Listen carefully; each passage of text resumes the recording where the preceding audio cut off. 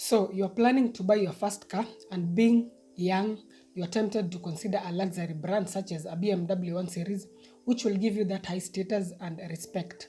On the other hand, you're a bit skeptical about the Beamer's reliability because you don't want a car that will end up denting your pocket. So that's why you are also considering something else, something more mainstream, such as a Nissan Sylphy, which is more spacious, maybe a bit more reliable compared to the Beamer, though it also has its own issues. So, in essence, you are torn apart between these two cars, which are not necessarily direct competitors. It's more of a comparison between mainstream versus luxury. That's exactly what we are going to be having a look at today. So, please stay tuned. Do consider subscribing to the channel for more informative content on cars and bikes. And welcome to Ikevoto Reviews.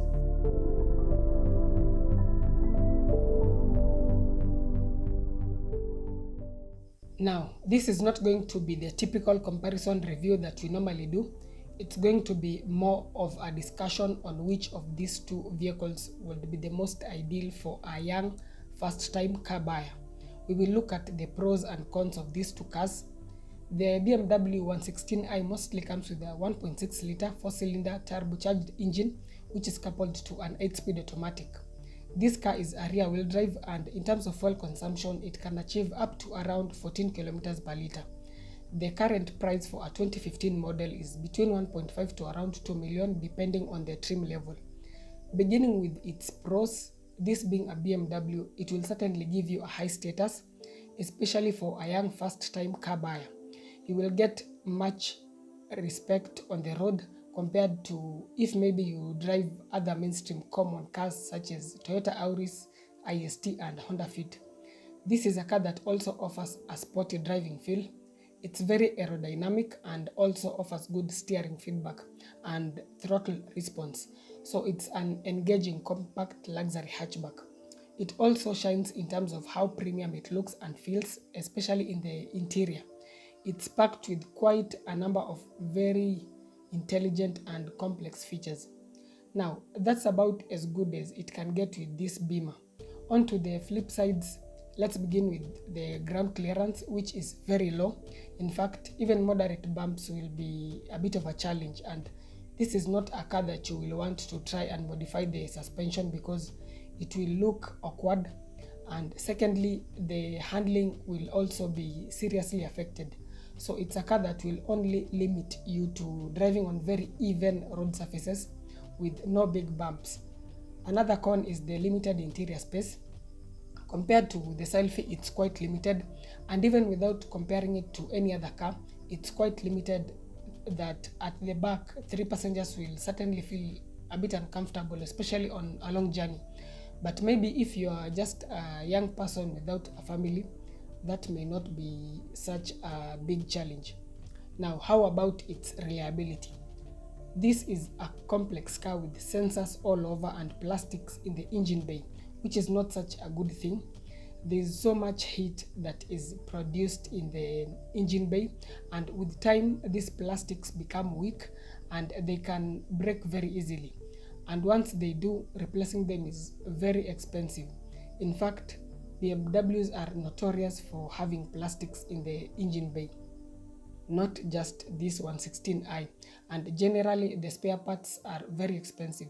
This is not a car that you can afford to be careless with the maintenance. You have to take it to BMW experts, people who fully understand them and have the know-how of how to go about whatever issues the car may have or develop. You must also ensure that you only go for the genuine spare parts, which, as I've said, are quite expensive. So, for a first time car buyer who is not that stable financially, this is a car that can very easily dent your pocket. For example, just servicing this car at a proficient BMW dealer can cost as much as 40,000 shillings. So, it's not affordable to maintain by any means, and it will be a major risk taking it to maybe those Juakali mechanics thinking that you'll be saving. You may end up regretting later. It's a car that is very sensitive to poor maintenance.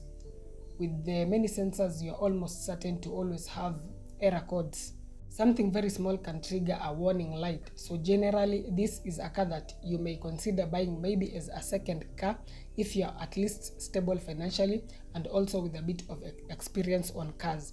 Or you could even still just buy it as a first car, but as long as you are stable financially. And something else is that, or something that is very advisable, is that you should only buy such a car or any other German luxury car with very low mileage, preferably under 50,000 kilometers or at most around 60,000 kilometers. Any local used high mileage German luxury car is a recipe for a money pit. The last con is poor resale value. In fact, most German luxury cars tend to have poor resale values. You buy one today and 3 years down the line, its value will have really depreciated, and even selling it will not be that easy. Now, on to the Nissan Sylphy. This car comes with either a 1.6 or 1.8 liter petrol engine, and the transmission option is a CVT. In terms of fuel consumption, expect up to around 14 kilometers per liter for the 1.8 and around 16 kilometers per liter for the 1.6. The current price for a 2015 model ranges between 1.3 to around 1.65, and the 2016 models between 1.4 to around 1.7 million. This car is generally very spacious. The space at the back is quite good and can easily accommodate 3 passengers even on long journeys. So even if you have a family, this is a car that will certainly not disappoint in terms of the interior space. Good ground clearance is another pro. You will not need to modify the clearance, it's decent enough. Another pro is its very affordable maintenance. It's a car that is very forgiving to poor maintenance, unlike the BMW. The spare parts are very affordable and easy to find. And lastly, it offers good value for money. For its asking price, you get a spacious, well-kitted car that is also quite reliable, as long as you are careful with the CVT transmission. Speaking of the CVT transmission, it's one of the cons of this car. It's not a very solid and reliable transmission, and this, as you may already know, has been a common issue with some Nissan models, but there is a remedy to that, which is installing an aftermarket transmission cooler to prevent the CVT from overheating, especially on long distances. Another minor con is the resale value, which is average. It's not as bad as the BMWs, but still not as good as the Toyotas. But as I always say, the resale value can also be influenced by how well a car has been maintained over the years. So in a nutshell, for a first-time car buyer who is not very familiar with cars and is also not that stable financially, the Sylphy is a safer choice, and in fact more affordable and better value than a Toyota Premio or Allion. It's a reliable, spacious car that is easy and affordable to maintain. Or even instead of a Sylphy, you could also consider other mainstream cars such as Toyota Axio, maybe Mazda Axela, which is also a very good alternative. On the other hand, yes, the Beamer will offer you a high status and good driving dynamics, but there are many issues that can crop up because of its complexity.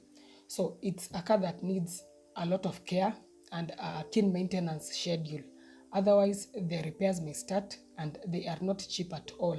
And that's why you should only go for this car if you are stable financially and buy one with very low mileage. It's easier to live with the weaknesses of a Nissan Sylphy than the weaknesses of a BMW, especially for a first-time car buyer. I hope this has been helpful. Thanks a lot for watching. Do let me know which car you would go for between these two, or which other mainstream car you would consider instead of BMW 1 Series. If you have any inquiries, as always, feel free to reach me via WhatsApp or email. Do consider subscribing to the channel for more informative content on cars and bikes. That's it for this particular episode. Stay safe, pray for peace, and see you in the next one.